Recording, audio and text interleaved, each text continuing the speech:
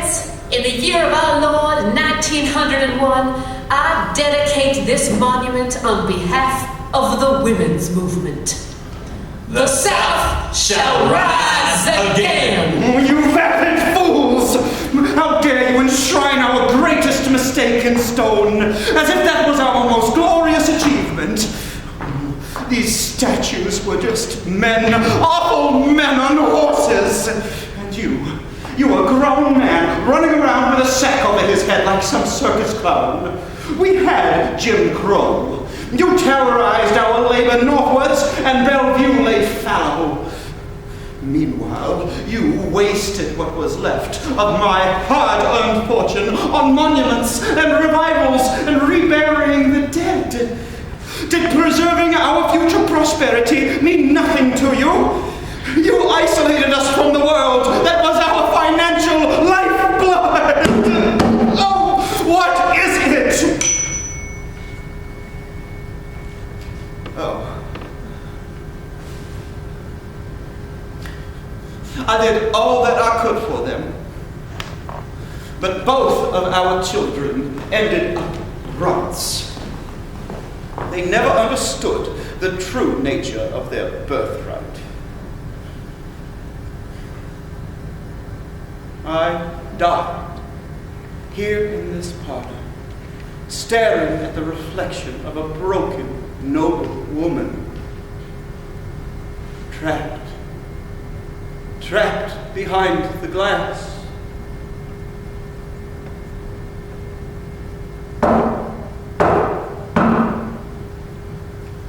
I know you need me, Gregory. You have always needed me. To raise the children, to manage the plantation, to indulge you. You want me to honor your sacrifice, but I cannot.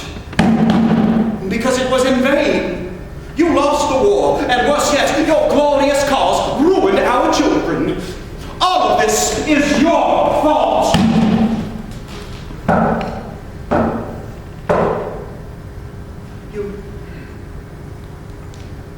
You love me.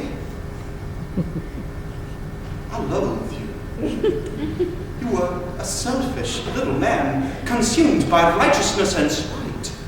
And now, even after my death, you would have me stay in servitude at your very beck and call while you prattle your privileged whims for all eternity? No, I refuse you, sir. It is better you be forgotten, lost to history. I shall rip the last vestiges of your name from this earth. These are your last mortal fetters. Our marriage license. The deed to our home. Shut up, Gregory. You were a stain on your mama's backside to begin with. Your letters. Your enlistment papers. Your death certificate. Gregory!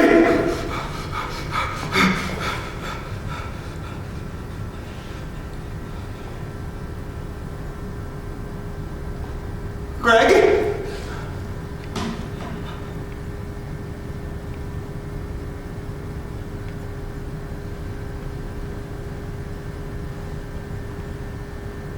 How you gone?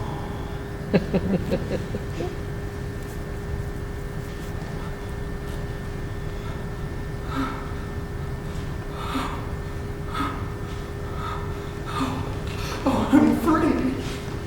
Oh, I'm free. I'm finally free of him.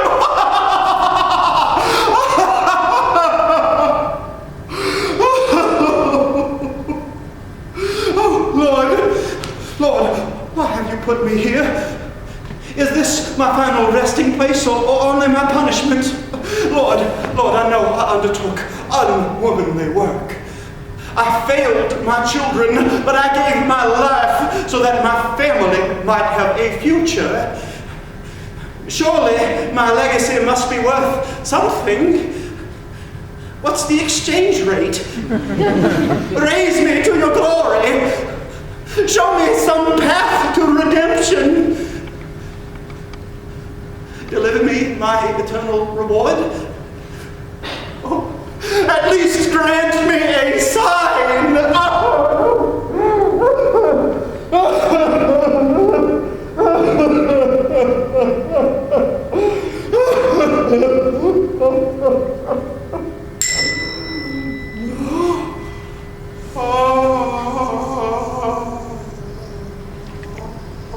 Oh, I see colors splayed in a rainbow wheel spinning in the air. Swirling alchemies of zeros and ones surround me, beckoning me. Electricity, that carrier of light and power, bears speech of a land and sea. The very ether carries thought. Oh, I can hear them. Are these angels? Oh, no, this can't be heaven, because I can sense life. Life like bowls of cotton, dense, thick, rife. The population of the earth has quadrupled. Every mass of land on earth shall be the dominion of civilized man. The covered wagon hath been driven across the vast frontier, conquered it all the way to the very spheres of heaven. Manifest destiny, the New Deal, the great society. I have missed so much. Oh, I see automatons ascending in parallel lines, a fabrication of millions of mechanical Turks that undertake and expand labor. Oh, gyrating metal birds drop goods directly into your lap. Oh, I see that Apple has supplanted cotton. Oh, what a hot take. A single apple will go for nearly $1,000. Hubble, distro center, nuclear fission, penicillin! Is there no limit to mankind's accomplishments? These revolutions of science and machinery shall feed and clothe the world. No, the worlds, for there are 3 worlds, with the second and third kept in dutiful servitude. An outsourced zombie, a far-off fever dream, unnoticed by the first. An elegant solution to the troubling questions of my time. No more shall we abide the bone-tight corset, the rattling of horse and buggy, or bear the scars of smallpox. All are ensconced in their marvelous plush cocoons of ever-increasing creature comforts. Oh, I see a queer thing. A lewd copulation of cheese and beef, blended together until none is recognizable. Quesarito? Flushing toilets, frozen dinners, snuggie. Oh, my descendants must be genteel. Easy, breezy, beautiful. All hail the unprecedented rise of the individual. Thinkers, bankers, artists, and statesmen pulled up by their bootstraps. These great men and women now join the old gentry, gone from the malarial torpor of the plantation. Together, they lead the multitudes of the dependents, who know no want of comfort, nor feel any true responsibility. A new global entity in service of the mysterious tremendum, the system of systems, the free market! Oh, how it has grown and provided for you! It is the architect, the alphabet, the inerrant Rosetta Stone of moving market forces. Wiser than the fallible human spirit. It links all nations and races together, ensuring relative peace and prosperity for the first world. A shining utopia for all the noble, worthy inheritors.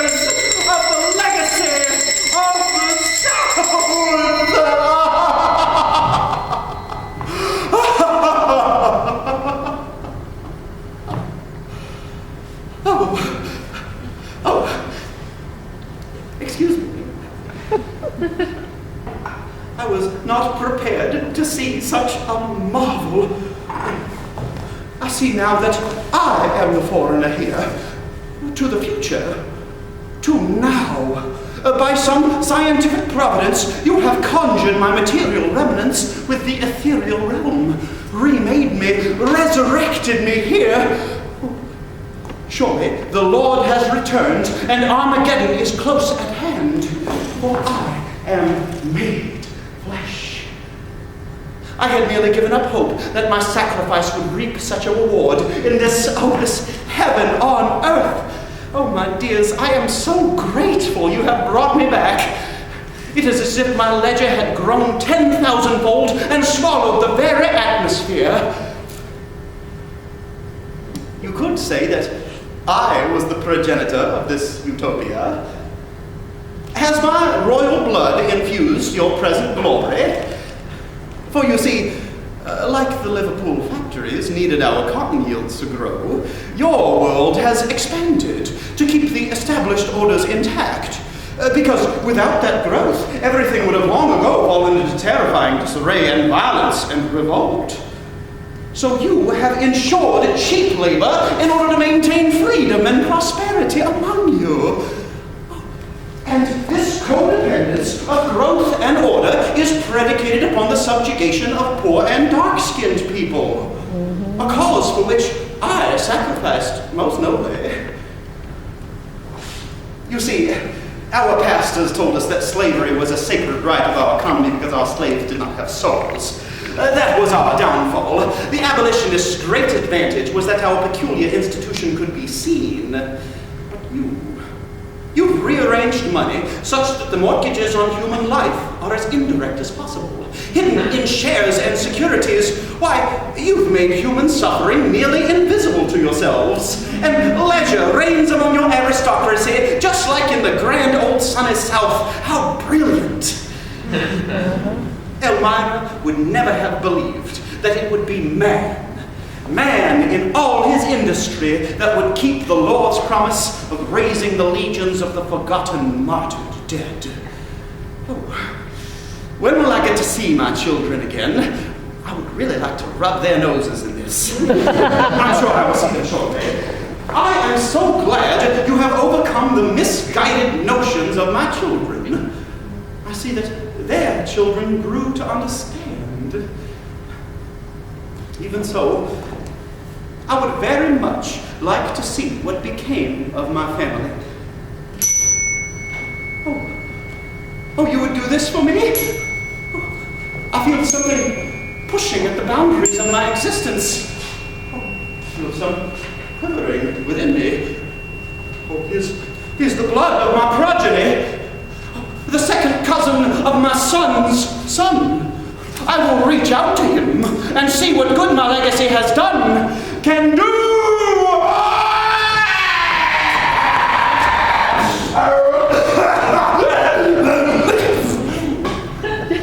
Well, this will be about my 10th Manassas. Suppose there were just 2 real ones. But I've been coming out here reenacting ever since a work buddy talked me into it. Here, on this humble Mississippi battlefield, I'm honoring the memory of an unknown Confederate soldier. We know he died near where that parking garage is now, but that's all. I'm trying to get close to that sacrifice, you know? Who is this ruddy peasant running amok in a corpse's clothing? Who in their right mind wants to spend an hour pretending to be a corpse? Some people think this is pretend, but this is real. Look, I know life wasn't better back then, but it was probably simpler somehow. The wilderness was still wild. Women were women, and men were men. Look, I'm out here looking for the wargasm, okay? I'm looking to see the Savior in his brown eye, if you get my meaning. Hell, I had to die 5 times last time I did Manassas, lay face down for hours in that muck, and it was hotter than hell. Well, I sincerely doubt that, sir. The spirits of past generations weigh heavy on these dimwits. Gregory would get on with this imbecile.